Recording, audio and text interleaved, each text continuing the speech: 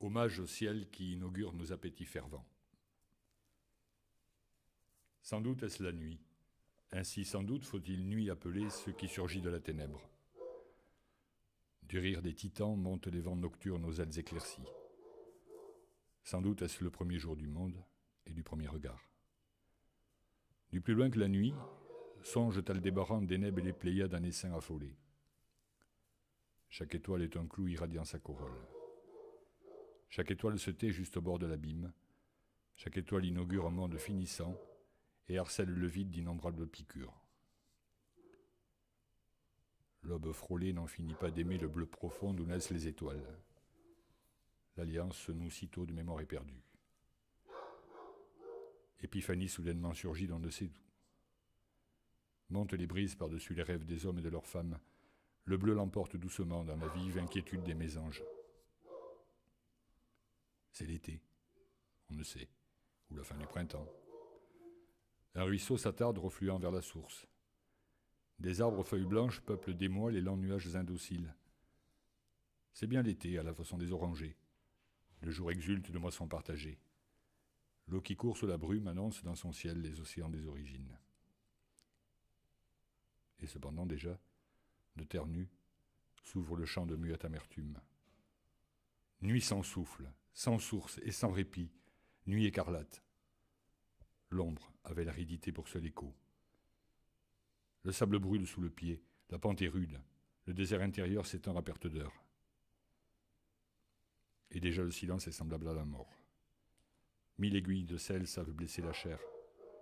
L'esprit meurtrit le cœur, la face contre terre. Le ravin de la peur crible de ses morsures les précipices insatisfaits. L'heure venue, on passe à gué dans l'orbe des fleuves indécis. Au matin, les vallées s'étonnent d'être encore de ce monde si là. Ecce homo, dans les ténèbres, en plein midi. Michel Delhomme, Jean-Bernard Delhomme, ton époux, vient de lire un poème qui l'a inspiré en voyant un de tes tableaux. Est-ce qu'il est toujours inspiré devant tes tableaux comme ça? Il est souvent inspiré. Et est-ce que toi, ça t'apporte quelque chose de ta peinture de le lire? Oui, bien sûr. Parce que la démarche est pratiquement identique. Les moyens techniques sont différents, mais la démarche est pratiquement la même. C'est-à-dire, j'entends démarche par, j'entends plutôt recherche. Recherche, percer une énigme, être toujours en lisière toujours en lisière, je ne sais pas de quoi. Jean-Bernard, qu'est-ce que t'apporte la vision des peintures de Michel? Ce qu'elle m'apporte, c'est un regard poétique. Après, je ne saurais pas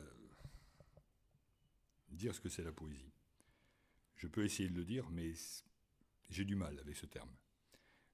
Je ne me revendique pas poète, parce que d'emblée, le terme entre dans un agencement, comme disait Deleuze. Il implique un agencement. Je préfère parler de fragments.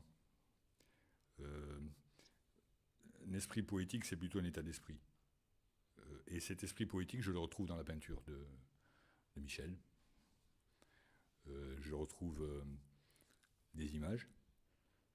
Elle favorise mes images. Mais je ne cherche pas à être redondant par rapport à ce qu'elle peint.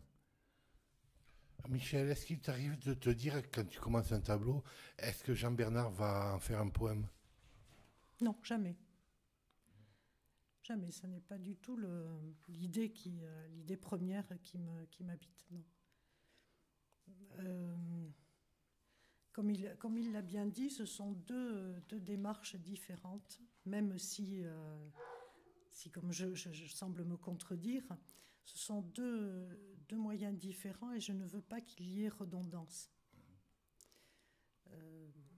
Donc je ne pense pas à cette question m'est étrangère au début. Toi, tu as une approche plus visuelle de la réalité ou pas que lui? Je ne sais pas. Visuelle auditive, puisque tu es musicienne aussi? Oui, j'aime beaucoup la musique, j'aime beaucoup les images, j'aime beaucoup la poésie, j'aime beaucoup les...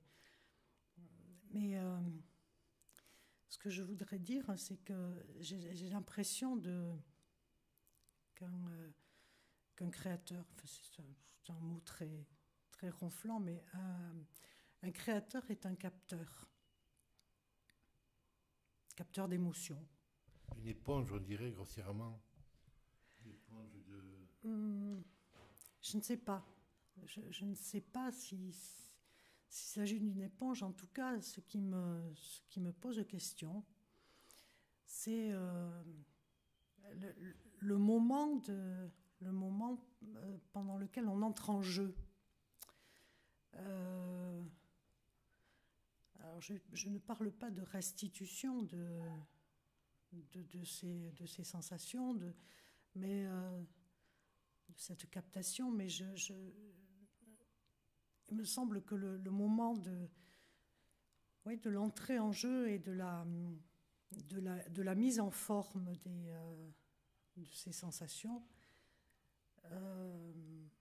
débute la création, semble-t-il.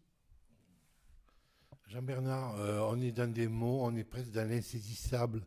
Est-ce que ta poésie s'approche du sens ou essaye de le quitter? La question est pertinente. Le sens compte, mais pas sans le son. Et donc, ce que je recherche dans le texte que j'écris, c'est bien sûr qu'il ait un sens, mais que ce sens ne soit pas le moteur majeur de l'écriture. Disons que le texte à caractère poétique, pour moi, c'est une respiration. Et pas vraiment une incantation. Même si j'apprécie des poètes comme Saint Jean de Perse, c'est plutôt une respiration et plutôt même une décantation qu'une incantation. C'est une recherche plutôt de réconciliation et d'ouverture. On est dans l'ouvert. Les mots sont des... Peut-être que les mots préexistent à nous-mêmes. Peut-être que les mots préexistent à notre propre esprit, si on peut dire, si esprit il y a. Peut-être que les mots... Au commencement était le verbe. Oui, on peut dire ça comme ça. D'ailleurs, ça me fait penser à un petit texte que j'ai écrit à ce propos. Si tu veux, je peux te le dire. Il s'appelle Silence. Il n'est pas très long. Il est dédié à René Char. Écrire, c'est se lier d'amour. Et l'instant est propice lorsqu'en la précédant, les lèvres au signal dit préviennent la main malhabile. Il faudrait ondoyer les horloges dans la cendre des pluies riveraines. René Char, tes silences ricochent sur mes pierres. Et cela fait des cheminées d'eau vive, où quelques-uns d'entre les hommes restaurent le secret oublié. Le verbe, eau, en tout premier lieu. Le regard naquit du verbe et aussi la douleur. Plus tard, d'autres eurent la science tranquille. Mais l'intuition, c'est l'éclair entrevu où l'absolu déserte le silence. Et le poème fend l'éclair comme l'a cogné le baliveau. Copeau exsangue aux ailes de chair que la terre abolit. Michel, qu'est-ce qui t'a amené, toi, à la peinture? Il nous parle de son amour pour René Char, par exemple, pour les textes de René Char. Et toi, tu peux le dire comment, le début de la peinture chez toi? Comment c'est venu?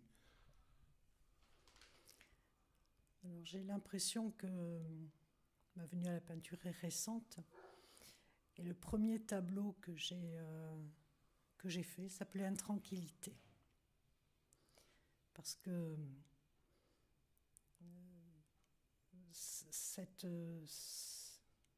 cette intranquillité m'habite. Je ne parle pas d'inquiétude, plutôt une intranquillité. Et voilà. Intranquillité, c'est le premier, le premier tableau. Oui, c'est le premier tableau. Et quelle couleur il était, par exemple? Alors, il était dans un...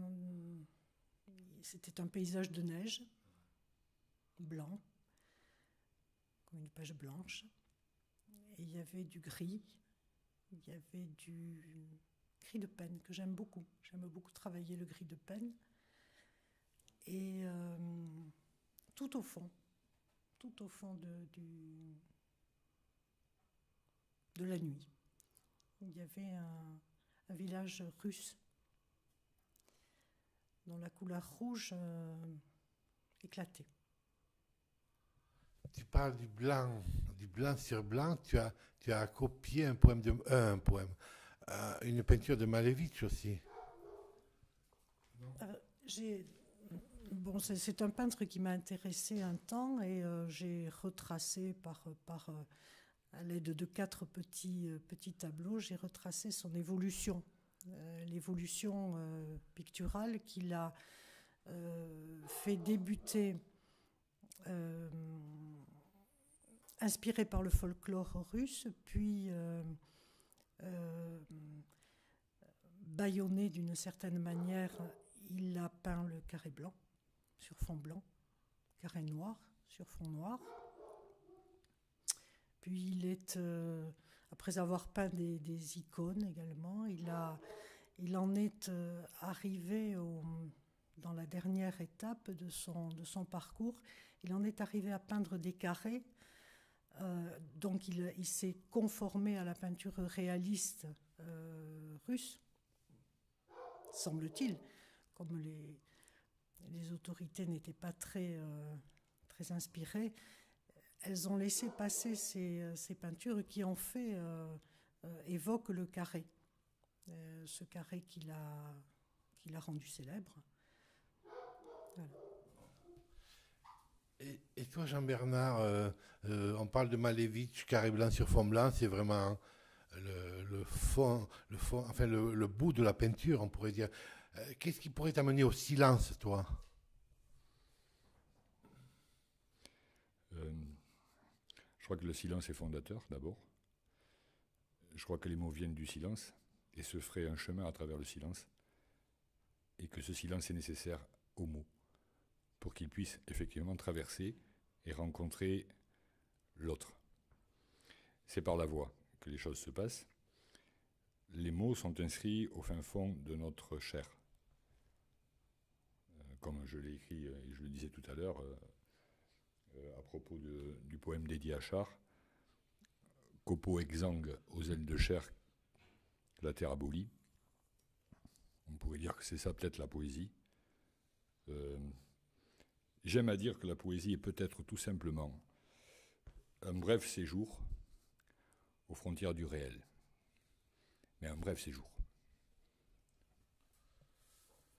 Michel, tu as commencé, tu dis, il n'y a pas très longtemps, la peinture. Pourquoi ce temps de maturité? Contre quoi tu as eu à te battre pour te mettre à la peinture? Contre quel préjugé Je ne sais pas. Non. Je ne sais pas, je crois... j'ai toujours... je n'ai jamais peint, mais j'ai toujours dessiné.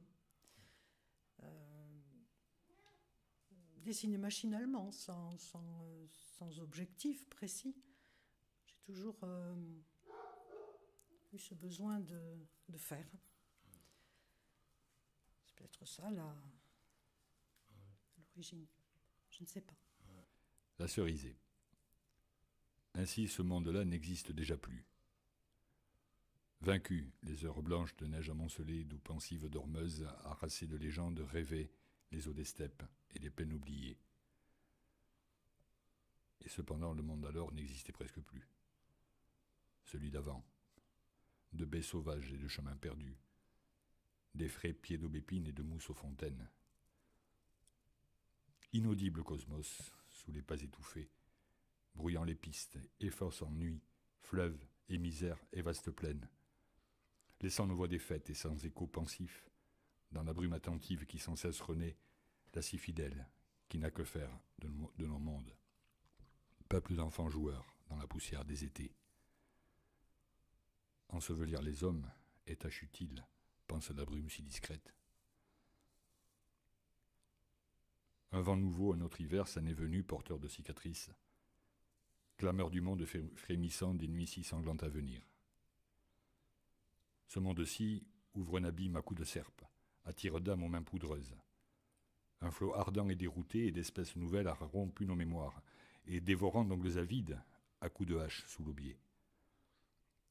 Un rideau que l'on tend abrite du dehors l'âpre morsure des clairières. Nouvel airain, tel un poison au tronc redoutable, le maléfice s'emploie à détruire les traces.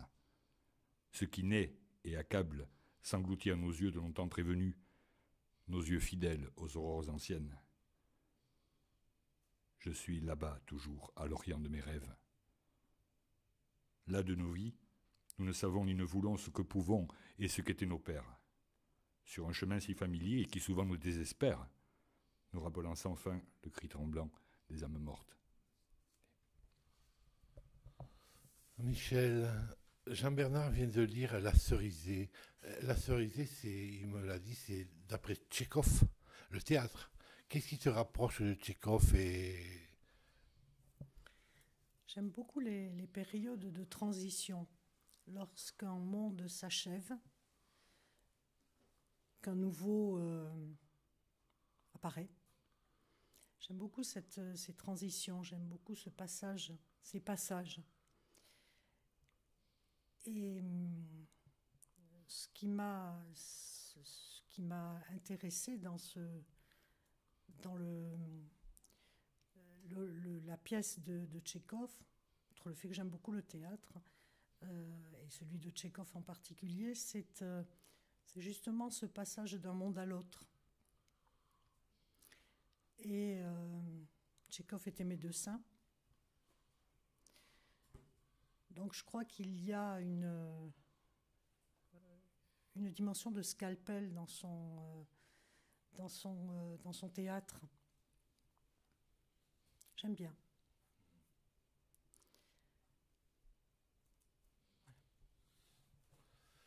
Elle a parlé de crise, elle aime les crises. Vous avez beaucoup pratiqué l'histoire tous les deux. La crise, c'est un concept historique très important. Oui, il y a des moments de crise plus aigus que d'autres, mais les crises sont des périodes de renouvellement et elles s'inscrivent dans la longue durée. Lorsqu'elles surviennent, le climat dans lequel elle survient, la crise, a déjà été préparé de longtemps. Et lorsqu'elle survient, c'est un peu comme une maladie, c'est quand elle se déclare, en fait, elle couvait. Nous devons nous habituer à vivre dans la crise parce que nous sommes nous-mêmes en crise permanente de renouvellement. Je ne pense pas qu'un état psychique d'humain puisse être durable. Évidemment, il y a des constantes. Évidemment, il y a heureusement pour nous des structures qui ne varient pas du jour au lendemain. Mais il y a à être dans une mobilité et accepter une certaine porosité. La porosité, amenée notamment par la voix, la parole, les mots, nous échangeons avec autrui, avec l'autre, dans une dimension d'altérité, tout comme nous respirons. D'où je parle des pores et de la porosité. Michel, qu'est-ce qui te fait passer d'un tableau à un autre, par exemple, puisqu'on parle de crise, de mouvement? Ce qui me fait... Alors, je ne choisis pas. Je crois que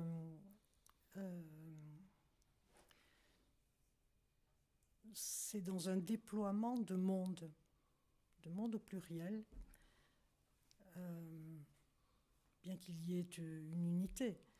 Mais je crois que c'est dans ce déploiement que je peins. Et est-ce qu'un peintre a besoin de se retirer du monde ou plutôt d'aller vers le monde? Ton expérience personnelle, toi? J'ai besoin de me retirer du monde dans mes mondes, peut-être. C'est très prétentieux en fait, mais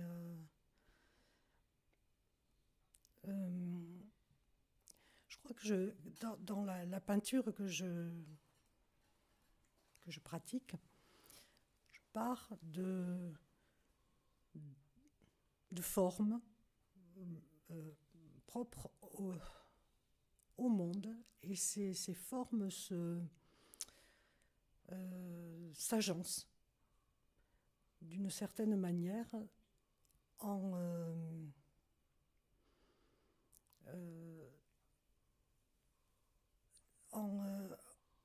privilégiant ma singularité, ma liberté.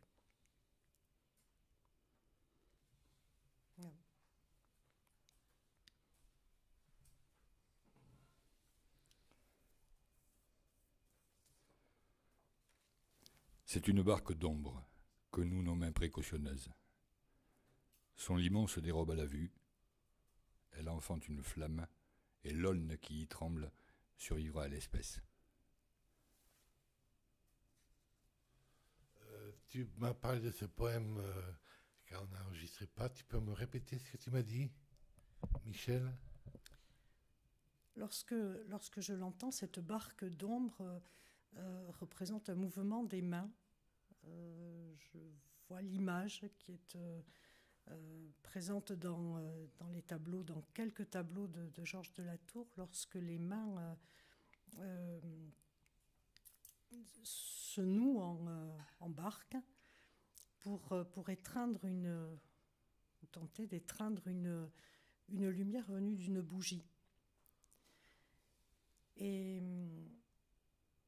cette barque d'ombre a inspiré le nom de mon site, Arc-en-Ciel du Noir, parce que j'ai l'impression que c'est à l'intérieur de cette barque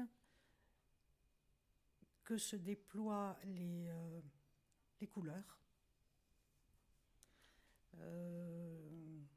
d'une façon musicale. Et ces couleurs se déploient dans un environnement très ténébreux. J'aime beaucoup Soulage. Et le noir est une couleur que j'apprécie beaucoup. Il faut être courageux pour faire du noir en peinture. Je ne sais pas s'il s'agit de courage. En tout cas, peut-être faut-il du courage pour sonder ces ténèbres inlassablement. Parce que j'emploie le terme inlassable, une tâche inlassable, en ayant présent à l'esprit, toujours, que la réponse est le malheur de la question. Donc je questionne, inlassablement, je questionne les ténèbres.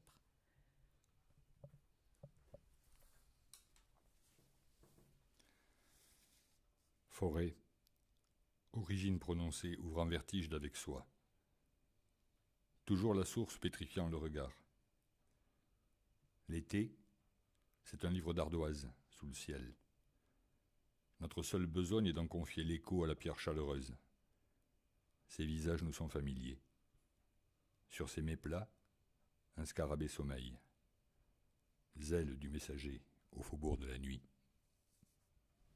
Bon, Jean-Bernard Delhomme, Michel Delhomme, je vous remercie. On peut vous retrouver sur votre site qui s'appelle Arc-en-Ciel du Noir. Merci.